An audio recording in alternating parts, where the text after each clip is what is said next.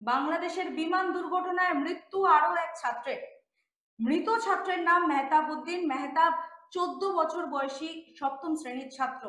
Milestone school and কলেজের ছাত্র ছিল মেহতাব উদ্দিন। আজ তার মৃত্যু হয়। বাংলাদেশের উত্তরায় ঘটে যাওয়া বিমান দুর্ঘটনায় এখনো পর্যন্ত 32 জনের মৃত্যুর ঘটনা সামনে এসেছে।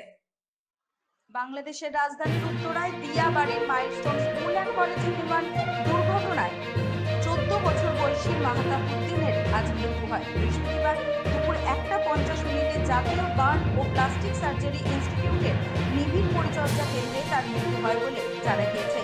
এই নিয়ে বার্ন ইনস্টিটিউটে চিকিৎসাধীন অবস্থায় 12 জনের মৃত্যু হলো। এর আগে মঙ্গলবার রাতে একই স্কুলের 2য় শ্রেণীর ছাত্র 8 বছর বয়সী নাফির মৃত্যু হয়।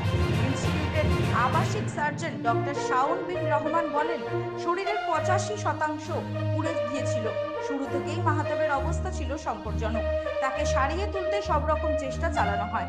এর মধ্যে তার শারীরিক অবস্থার অবনতি ঘটে এবং এদিন দুপুরে তার মৃত্যু হয়। এখনো পর্যন্ত পাওয়া তথ্য অনুযায়ী বাংলাদেশের বিমান দুর্ঘটনায় মৃত্যুর সংখ্যা বেড়ে 32 জনে পৌঁছেছে, যাদের বেশিরভাগই শিশু।